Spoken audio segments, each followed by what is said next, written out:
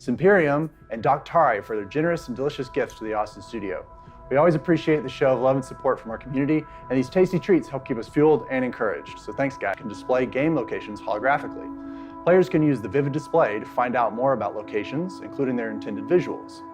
Other Flare items include a series of ship schematics, which will showcase the level of detail that goes into our ship design. These lightboard displays can be hung from any poster-style port in your hangar, we hope. These fluctuations have forced us to readdress the setup for things like shop mannequins and item bundles. While the end result will be pretty obvious to the players, the differences for the designers will change drastically for the better. Our goal is to create a base mannequin object that the shopping system can apply loadouts to. The items on a given mannequin would be purchasable by themselves or as a bundle for a discounted price. In the past, every outfit was only purchasable as an entire set of items. On top of that, the bespoke mannequin setup had to be generated for each unique outfit display. Fortunately, our advancing tech will soon allow our loadout editor to quickly create various item combinations within a given shop. That loadout, comprised of items in the shop, will then be assigned to the shop's inventory as a bundle. The shopping system will then spawn these bundles directly onto an empty shop mannequin with no additional effort by the designers. A process that took hours before will soon only take minutes, allowing us to quickly generate different item combinations that can be displayed on the mannequins. It seems like a minor change actually unlocks a multitude of options for the design team to create realistic shops. Hopefully you'll be able to see the fruits of this labor really soon in our upcoming release, using our in-house Awesome Track system. This was a pickup shoot to help us fill in all the gaps for the performance capture shoot done previously at Imaginarium Studio. We captured transition animations for both male and female characters. Examples of a transition animation include sitting down at tables with trays, going through a chow line to get food, eating, drinking, rummaging, or sitting in cockpits and turrets. The transition animations are shot in such a way that they can work with our metrics and are universal enough to be used all over the game with many different usables in our environment. If you're not familiar with the term usable, as a reminder, a usable is an object that a player or NPC can interact with, like a chair, wall, table, or other things. Usables also include props, like cups and plates and bottles, and anything else that can physically be picked up by a person. We are currently implementing these transition animations into our usable system. Obviously, animation can only get these game assets so far. Our biggest challenge right now is making all the usable function in-game properly. It is up to code, tech, and designers to make them work together, which is why Austin Animation is working closely with our Frankfurt and UK studios on this. Metrics are being created for door control panels, bathrooms, toilet facilities, and chow lines in the Idris mess hall. We're putting tech in place that will allow an NPC to navigate a usable set piece and perform a variety of actions like grabbing a usable prop. For the co-pilot, we're utilizing a brand new cockpit template that we're calling the stick template. This template positions the player in a pose like that of a helicopter pilot. This was required to fit the new geometry of the cockpit. We're also planning to support the cockpit experience improvement pass, but we'll have more info on that next time. 4.9. As some of the Windows 10 users may have already noticed, this version of the patcher brought back music that had previously been missing.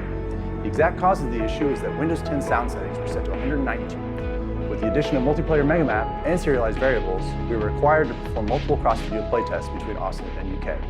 We did this to check for any new and unexpected behaviors due to major system changes, such as increased desynchronization, lag between clients, massive performance changes, good or bad, and crashes. Lots and lots of crashes. The new Drake Buccaneer came online sooner than expected, so the ship team performed frequent testing to ensure the ship is operating as expected when it makes its way into background. In our development stream testing, Squadron 42 testing continues, as well as a range of tests. This month we launched Spectrum version 032, which includes major performance updates to how we render messages and threads in the client. So hopefully this will allow you guys to switch faster between lobbies and you can now reorder your communities at the top left of the sidebar. All you have to do is you grab your community and drag it, drop it to the location you want to keep it, and we'll persist that across all your browser tabs and sessions. And so you can keep your favorite org at the top if that's what you want to do. Second feature is we worked on the channel thread list. Now when you see the subjects, we added thumbnail images to threads that contain media information and videos. And so this way, it's way more entertaining to view the channel list because you'll see a line thread into a nested discussion. Now this gives us two benefits. First, we can now sort by upvotes, the replies at the first level, and get a nested reply tree behind it. But the second thing is that we give you guys more control into the type of discussion that you want to start. So the OP creator will have the option of choosing whether it's a nested thread or not. And so as we add all these features into the next releases of Spectrum, we're getting ready to be able to shut down and archive the old forums. One of the first, we cannot do that until we've expanded our categories list to bring all those discussions from the old forums in. We're not talking about an import, but at this point we're talking about recreating the subcategories that you guys enjoyed on the old forum inside the new system. So we're talking about shipyards, ship owner threads and stuff like this. So as soon as we're able to do that, we'll be able to announce a date at which the old forums will go into archive mode. But we'll give you guys plenty of notice before we do that right now. One important project that we're also working on that has done a lot of, has been seeing a lot of progress this month is the ship stats updates. And so we know that the ship stats don't currently reflect what's exactly in game. Now I want to mention again that the ship stats are supposed to reflect the intent design of a ship and not necessarily the exact stats that are currently in game. But at the same time, currently there are things that are missing, and so we're working on to put that up to date. We got all the information to do so, and so now we're working on changing how the backend manages this and redesigning some of the tech view and tech specifications view and hollow viewer changes to be able to display. 70 years ago, Drake Interplanetary built the Cutlass in a gamble to win a military bid. But the military didn't bite. Drake Interplanetary wasn't deterred, however. The company retrofitted the Cutlass for civilian use. The public, it kind of drifted from our own expectations and from our own intent. It lost some of the aggressive characteristics that we had sold it on when we first unveiled it. And that was the ship we had originally promised to people, and split off a few pieces of functionality. But then what that left us with was a lot more room, rating support potential of the Drake Cutlass, where now this can be that backbone of a small militia unit, of a small just defense group. For the pilot or the co-pilot, we had many complaints from the customers saying it's hard to get in and out, and people stepping on other people's toes. So we went with a better design on this one. We have the pilot and co-pilot being able to enter and exit from either side of their sea stations with neither the pilot nor co-pilot getting in the way of each other on enter or exit for much faster mounting, dismount, more space for armored equipment as well as It's going to be a very potent threat to come across for mid-sized ships and up, because it's going to carry a lot of missile firepower. We've added more guns to the ship. Just its general armor and durability can now really sell through both in its appearance and its performance. We didn't skimp out on what it can do. We made sure you can haul your cargo, you can haul your friends, you can blow up a ship if it's trying to take you down. Some people decide to use our ship to take other people down, I guess. The Travel Safety Advisory System estimates that 15,000 people die annually in outlaw raids, and the Cutlass Black accounts for 2/3 of all ships used by known piracy groups. People have often questioned Drake Interplanetary's role in these raids. Is the company intentionally marketing their inexpensive but deadly Cutlass Black to criminals? We decided to find out. Posing as an applicant for their sales department, one of our reporters traveled to the Magnus system and sat down with Drake Interplanetary's long-standing CEO, Jan Dredge. She didn't know she was being recorded. The resume is quite impressive. As you probably have seen, this last interview is really more of a formality. Can I ask a question? Ask away. Unless they're salary related, that goes through HR. Of course. I am curious about the Cutlass Black. Considered including the mandatory background checks for buyers, to avoid selling it to criminals. Listen, what happens after a Cutlass leaves the showroom isn't my problem. When there's a murder, do you blame the killer or the person who manufactured the gun? After this audio was released, family members of piracy victims expressed their outrage by calling for a ban on the Drake Cutlass. Today, Drake Interplanetary responded with a press statement. "We apologize for the comments made by Jan Dredge. After many years of devoted service, Ms. Dredge has decided to retire as CEO of Drake Interplanetary and spend more time with her family. While she will continue to remain on the board, Ms. Dredge will no longer be involved in daily business operations.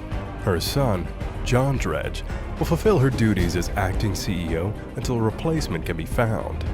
Drake Interplanetary is committed to the safety of all citizens and civilians. Our Cutlass Blue and Cutlass Red models are specifically designed for use by police and first responders. They continue to save countless lives across the universe." The Terra Gazette has confirmed that Jan Dredge's so-called retirement goes into effect today. However, Drake Interplanetary refuses to comment on whether they will continue to sell the Cutlass Black to known piracy groups. To bring the player to the smallest possible location. So we have cities, space stations, but one thing we never really had is the smallest location. So that was the initial idea from design of what a surface outpost would be. So we went away and we started looking at concepts for what they might look like in our universe. So we knew we wanted to integrate them quite well with the environment. So we wanted a design that felt durable, robust, and felt like it could survive a few harsh winters. So from there, we started some moonshots just to see and explore what might work right. And then once we had some nice ideas, we got it validated, made sure it worked for Chris and the design director, and then we started taking it into production. We didn't want just one hero location, so the visual style and elements needed to support a modular format. So during the ideation process and concepting, we needed to make sure we had elements that we could, felt quite interesting to look at. So we build all our environments modularly. We have set down into its constituent parts in order to figure out how many pieces we need to begin the process of making a brand new building set, which is going to be our high-tech surface. We took the concept areas and test room. So we took that, we modified it slightly, and started creating the outpost layout that we had from concept. Then we added we whiteboxed our add-on pieces like the roof pieces, antennas, pipes to get that extra silhouette read from the distance, mid-5. The biggest challenge is probably making sure that it's all modular and fits together, because the whole point of it being modular is it gives the artist the flexibility of the. So the key things at the grey box stage are making sure that the assets are in line with the art style, that the material breakup's correct, the forms are correct, and it's still modular from what we were doing with Whitebox. The design have play tested it and it works with their gameplay requirements, and that any major performance issues are let down as well. Often the grey box is modelled to a higher level of detail than the actual final asset. And this is because all the ideas and forms and details get shaped out of this phase, and these will sometimes get baked later on down to a texture. So often the grey box is actually a lot more expensive than the final form. So when the assets go into final production, the material library will consist of simple, tileable material with wear and dirt, such as simple metals, plastics, to more complex panels, to very detailed greeble sheets, trim sheets, and graphical decals, and illumination sheets for lighting. We need to make sure the materials work together, that they're all conforming to the correct PBR workflow, and at that point then we'll go into the final production and apply those materials and flesh out the final assets. It was just not going to work, it was going to limit where we were able to place them. Planets don't tend to be perfectly even. Everywhere we place them, we'd end up with a corner clipping through the ground or a corner floating above the ground. So we had to go back to the drawing board and kind of incorporate a system with legs and feet, which ultimately allowed us to place them in much more varied places on the surface of the planet. Then we obviously had to get the player from the surface of the planet up to the door of the outpost. Ramp metrics from them was 15 degrees, which It's actually very shallow for a ramp, and we ended up with outposts that kind of look like a Miami Beach house or something, because even if the outpost was only 3 meters off the ground, we had to have an 11-meter long ramp to sort of cope with it, and they can't be ridiculous. So we went back to the drawing board. We thought, switchback ramps maybe, or some kind of complicated elevator system with ladders. But ultimately, simplest solutions are often the best. And we got stairs, very high tech, but stairs actually just Once all the final assets were made, we basically grouped them together into prefabs, which are like smart groups, and brought them in. So there's walls, there's rooms, there's doorways, airlocks, and a stair piece. So it's very easy now to make a whole different layouts of the outpost, instead of having to bring each individual asset or each light in each vis area. They're all prefabbed up, so you drop a room in, and you drop some walls in, and it's done. And it allows for more time working on the actual assets than world building. We have the ability to recreate the concept pretty much one-to-one, which is great. What we also have on top of that, thanks to the modularity of it, is the ability to create a vast number of variety of layouts, and we can basically make as many kinds of layouts within the same sort of theme and style as we want. And as we develop the building set more and it matures and we add extra pieces, that variety and the number of potential layouts we can create basically exponentially increases. What comes down the line later is how to add more variety. Like, we can't have just white outposts every time you see an outpost. It's not going to be the same depth in its simplest form, but with the ability to expand massively on it as we Years progressed and we get some good ideas, but this is where I start introducing visual targets for the guys to work to. And from the process of going from the initial idea to it going through into production, obviously the team has made additional design choices and visual choices to improve the design. But then this is a good time to just take another look at it and seeing how it's working. So initially when I was looking at it this time, I saw the real importance of how we're going to integrate these things. So it's not only good to have beautiful architecture, you need that believability of understanding, actually this thing has been here for many years, and how does that feel? So what I did some visual targets for the team, looking at things like materials, lighting, particles, just to kind of describe that end frame. So working with what they'd already produced and the visual targets, that was perfect for the team to kind of take it onto the final art stage of production. Or are the modules being divided and then try to build a less granular version of those model pieces. For example, a room or a wall to cap a side of a room is what we call prefabs. So they are kind of Lego pieces. When we have defined these kind of rules within our small R&D team, we start building connection points and tag points to help us stitch together those pieces. We define design rules and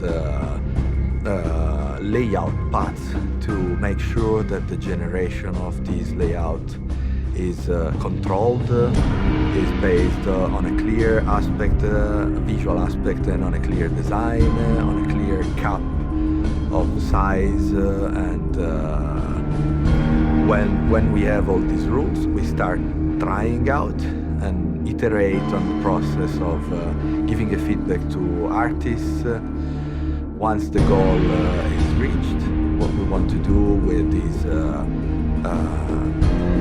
elements, with these outposts, is to create as more variations as we can, and then create a lot of perceived variation for the player, so that when we scatter them on a planet, the player can play and can see a lot of different locations, a lot of different sizes, a lot of different distance. At that moment comes the second aspect of the procedural variation, which is placing them on a planet. Also in this case, what we have is our principal artist and our art direction working on giving a visual target of how they want the outposts to look when they are placed on planetary surfaces. So we have a lot of things like lightning, the planetary materials, the weather system, the aging of the outposts coming in as variables to set some defaults on the outposts. We have the surface itself that could be very even or uneven, and we need to make sure that the outpost is correctly placed.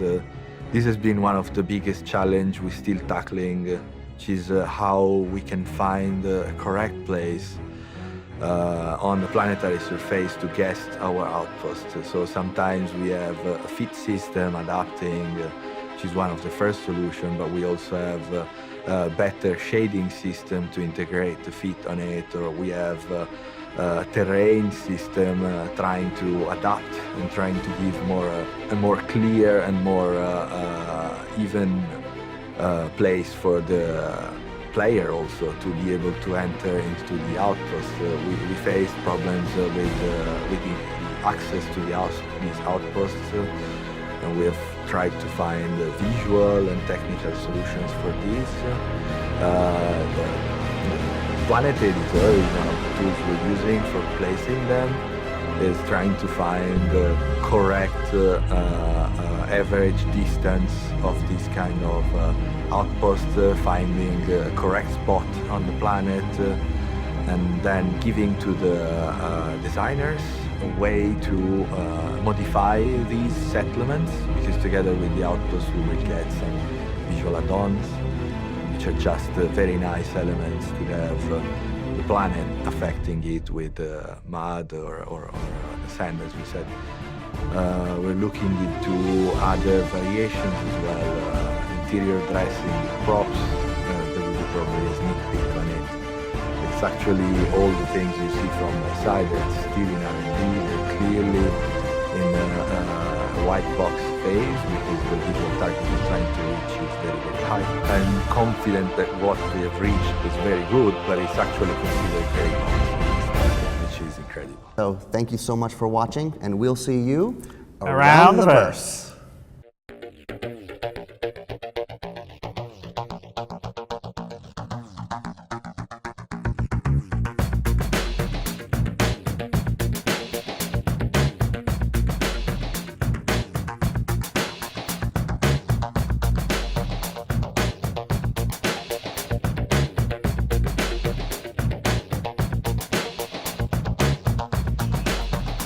Thank you for watching. So if you want to keep up with the latest and greatest in the Star Citizen and Squadron 42's development, please follow us on our social media channels.